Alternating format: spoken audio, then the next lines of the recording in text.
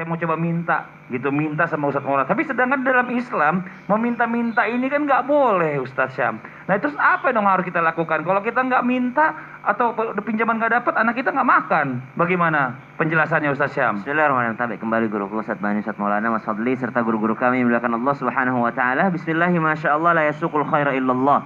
Bismillahi masyaallah la yasrifus su'a illallah. Bismillahi masyaallah ma kana min ni'matin fa minallah. Bismillahi masyaallah la haula wala quwwata illa billah. Maka menyambung apa yang disampaikan guru kita bersama Ustadz Bani, bahwasanya ternyata Islam itu memperbolehkan yang namanya berhutang.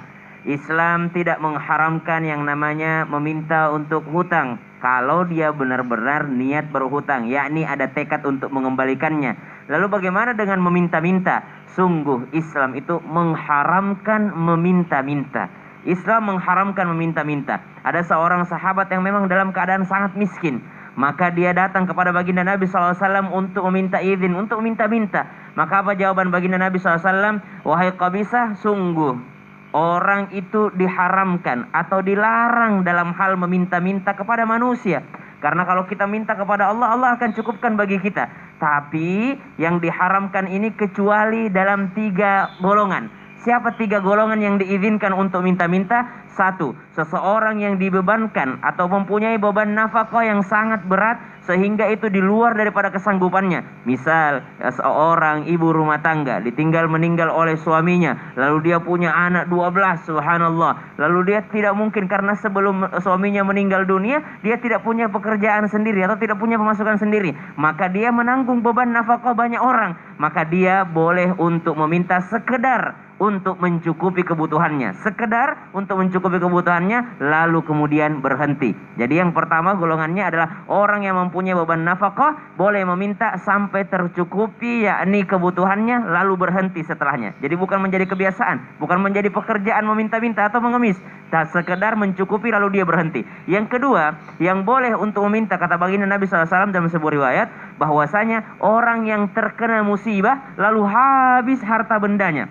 Orang yang terkena musibah habis harta bendanya, maka diperbolehkan dia meminta hanya sekedar juga untuk makan, untuk mencukupi kebutuhannya. Tapi kebutuhan ini kebutuhan yang primer aja, bukan berarti kebutuhannya dia meminta untuk beli tas mahal gitu ya, untuk beli sepatu mahal, bukan. Tapi untuk mencukupi kebutuhan makannya aja, hanya untuk menyambung nyawanya. Itu yang kedua, orang yang terkena musibah lalu habis harta bendanya. Yang ketiga siapa? Orang miskin. Orang miskin yang 3 orang tetangganya yang sehat berakal mengatakan bahwa dia benar-benar miskin.